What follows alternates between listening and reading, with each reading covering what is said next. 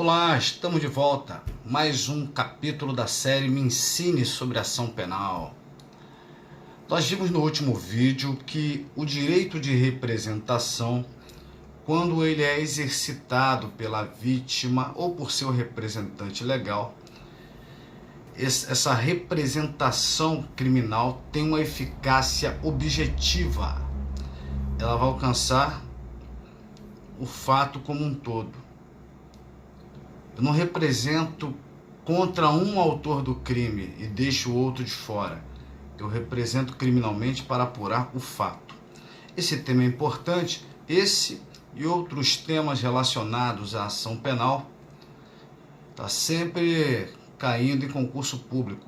Vamos resolver essa questão que está no quadro, porque ela vai me dar a oportunidade de fazer uma observação quanto ao crime de estupro, que teve uma mudança recente, setembro de 2018, ainda está recente.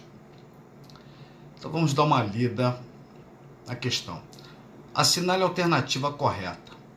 As condições genéricas da ação penal são indispensáveis para todas as espécies de ação penal, enquanto as condições específicas da ação penal somente podem ser exigidas para as ações penais privadas.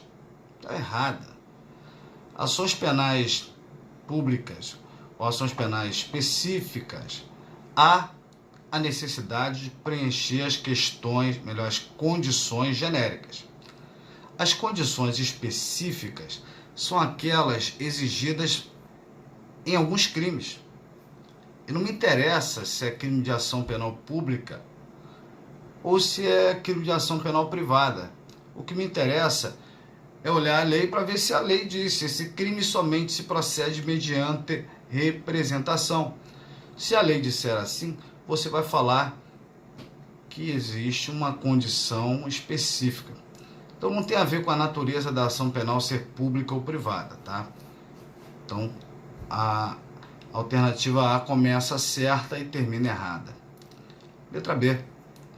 Tendo autoridade policial recebido a representação, poderá ela deixar de instaurar inquérito policial sempre que aquela representação vier suficientemente instruída para a imediata propositura da ação penal, remetendo-a imediatamente ao Ministério Público para tal finalidade. Está errado. O delegado não tem que pegar a representação da vítima e mandar para o promotor. Ele tem que instaurar um inquérito, apurar, reunir elementos de informação quanto à autoria, quanto à materialidade, fazer um relatório final conclusivo, indiciando o suspeito, remete para o Ministério Público e aí sim ele vai analisar se é o caso de propor ação penal ou não. O promotor pode achar que a investigação não está ainda concluída, porque ainda não tem elementos suficientes para propor uma ação penal. Quem tem que saber é o promotor. É ele que vai entrar com a ação penal, ok? Letra C. Tendo uma mulher maior e capaz, sido vítima de estupro cometido por dois indivíduos em concurso de agentes, dos quais apenas um deles foi reconhecido perante a autoridade policial, sendo em relação a ele oferecida representação.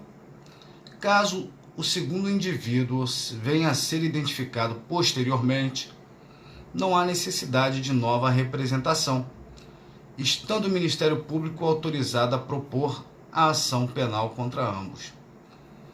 Olha, essa alternativa estava certa na época do concurso, porque o que a letra C está dizendo é que a representação ofertada pela vítima, manifestada pela vítima, ela tem eficácia objetiva.